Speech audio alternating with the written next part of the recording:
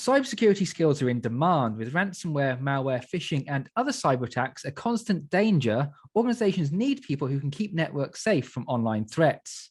But despite the high demand, many businesses are struggling to recruit cybersecurity staff. So why is this the case? I'm Danny Palmer. This is ZDNet Security Update. And with me to discuss the cybersecurity skills shortage is Chris Wysopal, founder and CTO of Veracode. So thanks for joining me, Chris. And first of all, how have we reached this point where there is such a high demand for cybersecurity skills? I imagine a lot of it comes down to the threats that are out there that are something that a lot of organizations are having to think about more and more. Yeah. So yeah, thanks, Danny, for having me on your podcast. We've seen just an increasing intensity of attacks and a lot more wider types of organizations being attacked, organizations that weren't in the crosshairs of cybersecurity criminals, like, hospitals and state and local governments and things like that, as school systems, because there really wasn't something there that had value until ransomware came along. So I think a lot of this has to do with ransomware. And this is just more targets out there, which means there's more organizations that need to have skilled cybersecurity professionals. Like I talk to a lot of organizations like a school system, and they don't have anybody, right? They have an IT person who's, maybe taking an online class, something of that nature. I think the other factor is organizations that were not connected to the internet are now connected to the internet, right? So you have, critical infrastructure, water processing facilities, they were never connected to the internet, obviously 10, 15 years ago. And so that's another reason there's more places that need security, because now they're a target. And I suppose it's the case that as more and more positions open up and more of these organizations, which, as you say, may not have needed staff like this before, have demands for them, the pipeline of people to hire hasn't really kept up, because it takes time to learn these things. And with things ever changing so much, there's only so many people that can that are available. Say, for example, if it takes let's say 3 or 4 years for someone to train in this space, if an organization needs someone now, they're not going to be able to wait for 4 years in order to hire them. They need to look for them. And that's why there's so much competition with many different organizations looking for ultimately the same people. Yeah. So, even though the demand happens, the supply takes a long time to ramp up. I mean, even more than 5 years ago, there weren't a lot of colleges and universities that had a program in cybersecurity at all. And like you say, if it takes 3-4 years to go through a college program or to go through some other sort of training, there's a big lag. So while I think those formal programs are good, and I'd like to see more of them out there, I don't think it solves the whole problem. It's not quick enough. We need the people now. So, some of the things that I would propose are, more intensive training that are, not full degree programs, but maybe focused training around a particular topic. So you're not getting a CISSP, which is very broad risk management, all the different domains of security. You have some understanding. You're going deep in one area, like, maybe malware, right? Or endpoint management, or something that, or network security, and just going deep in that one area, I think can be, a quicker way to respond. The other thing I think is important, and this is one of the things we're doing at Veracode with our Veracode labs and our hacker games, is focusing on taking people that are developers and giving them the skill set they need to secure their work, right? So a developer doesn't need to know about network security. They don't need to know about malware. But if we can get a developer to understand around application security and finding and fixing flaws in code, then that frees up an expert that you might be bringing in to work with the development team to do something else. So I think part of this, the skills shortage can be helped by not turning out full-blown, cybersecurity experts, but taking someone who's an IT professional or a developer and giving them the skills they need just to do their job. So that's what we do with Veracode Security Labs, is it's just training developers to understand what they need to do to secure what they're doing. This sort of security by design element seems to come into play a lot, especially when you think about the amount of companies that are producing connected devices that might not have been connected a few years ago. There's obviously the cliched examples of your IoT connected fridge or toothbrush and that sort of thing, where these companies are making these products and they would not have had to think about any elements of security before. And now these things are being pushed out to market. And so then suddenly it's like, oh no, we need to actually add security in this. And that's sometimes only discovered after the matter of fact, once you've got something that's vulnerable out there. And there's this, it's another element of this whole catch up being a part of of this problem. Yeah, so there's so many different levels of needing to be secured by design and shifting security left, which will end up creating technology, software, IoT products that have less vulnerabilities, are more secure by default, right? Because the right defaults have been selected, and that has better, later in the lifetime of those device and software effects, where you won't need as many security people to be, essentially, band-aiding and wrapping vulnerable software and hardware with security technologies that then need to be understood and managed, and then of course, maintenance of patching, and then incident response when something goes wrong. If we can shift things left to be more secure by design, then we need less cybersecurity people, right? So focus the cybersecurity talent at the right time in the right places also can help with the shortage. And that's why I'm such an advocate about educating developers around what they need to know, because I think it does really kind of help the whole ecosystem with the cybersecurity talent shortage. It's one of those cases where the security, as discussed here, that does seem to sometimes be just dumped on the general IT team as something that they can do, when in some cases that people might not have the necessary skills and qualifications to manage these things. And it can be quite a complex area. I mean, everyone knows about the importance of patching and things like that, but there's more complex aspects that are going to be tough for people to deal with if they're not experienced with it, particularly if it is a smaller organization with one or two IT staff. It's difficult for them to specialize in security just because of the nature of these smaller businesses. So I suppose the question here is, what risks are there in terms of the skill shortage when it comes to smaller organizations, in terms of how they can be affected by all of this?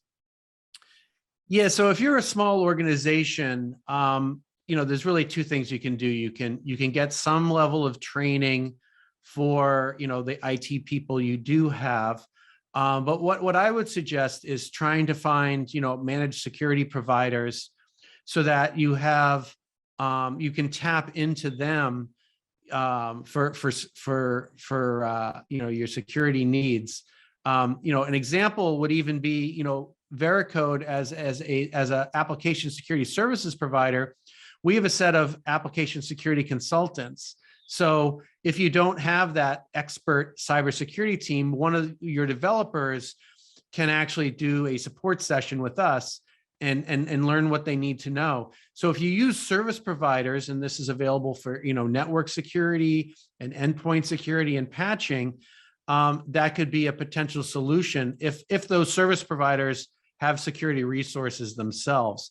So that's what I would look to when you have a small team, is find service providers that have security experts on staff to help you out. Because if you're a small organization, like a small city school system, you're just not going to be able to hire the cyber talent at all. And that's the case for those. It still seems that there are massive organizations which struggle to fill these cybersecurity positions as well, because there is such demand for staff. And even if people do come and join the company, a year later, they could be off somewhere else for double the money, because there's just so much competition in this space. So what is it, something that organizations need to be doing in order to help improve their hiring processes, and also keep staff on the books as well? Because yes, it's all very well and good hiring people, but keeping them is also part of the puzzle as well. Yeah, there's definitely more turnover in cybersecurity jobs, that I see, across, even within our own organization. I can see that because there's just huge amount of opportunity out there. There's so many unfilled positions. People can go and find their dream job. I think the pandemic and the working from remote has been both like a positive and a negative. I've actually found it easier to hire because everyone's working remotely. There's a bigger talent pool that you can pull from. But of course, we're a cybersecurity SaaS company. We might be a more attractive place for someone to come because they feel like they can learn and advance in their career versus working at a hospital, for instance, where they're the one or two cybersecurity people. So, that gets to sort of the other point is, in order to retain people, you really need to show them that career advancement and that training.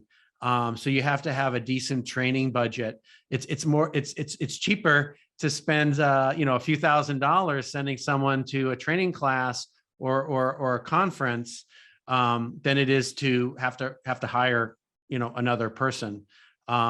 So giving people those training opportunities and letting them advance in their career, and I guess sort of a third point is, what you can do is, if you have that sort of culture in place where you can give people the training they need, whether it's training on the job or going to a conference or a class, you can start with more junior people. And that's part of the solution too, is to bring people on as interns and turn them into entry-level security people, and then let them progress in their career.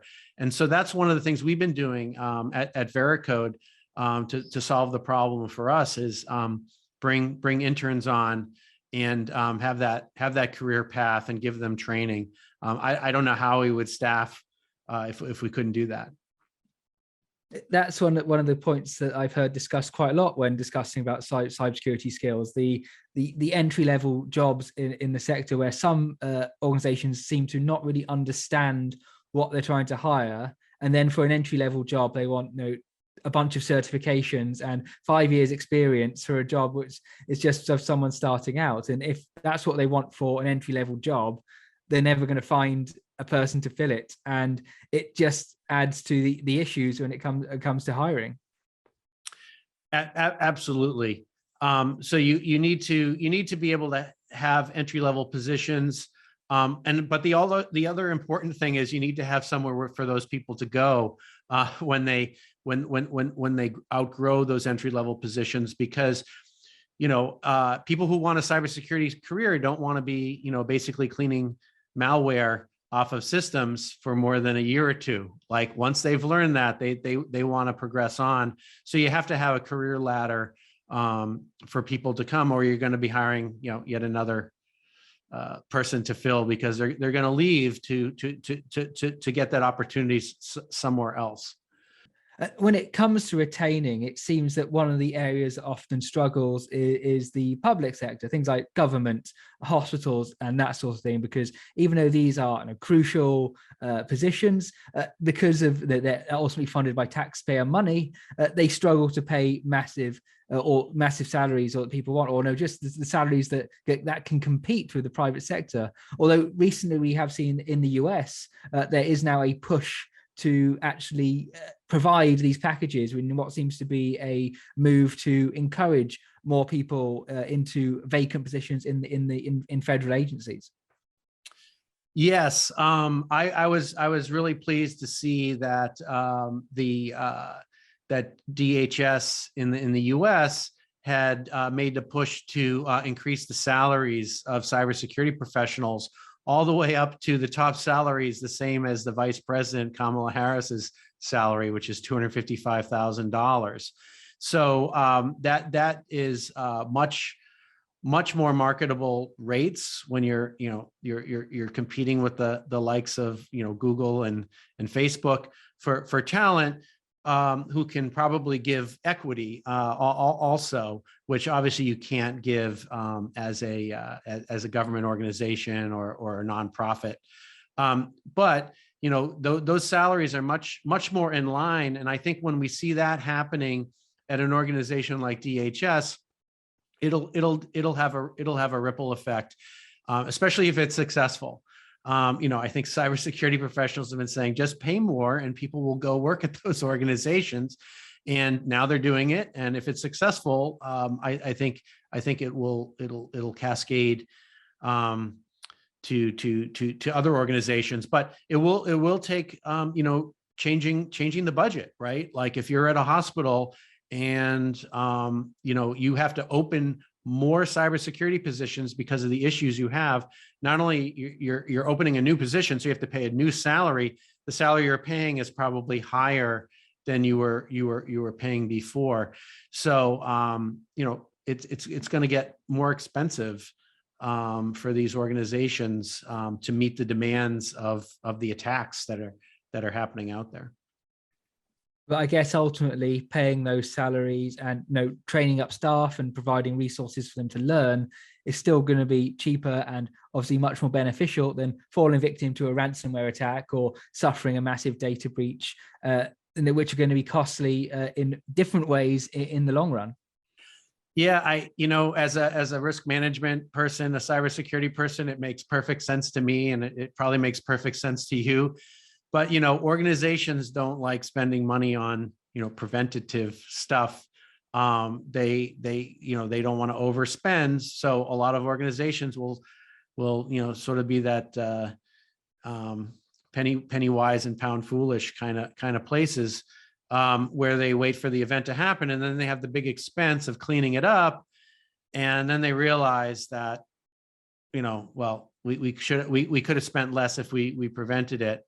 And so a lot of organizations are going through that right now. I mean, just the ransoms that organizations are paying, if they don't have cyber insurance, that could certainly pay for a lot of cybersecurity professionals, and cyber insurance rates are going up.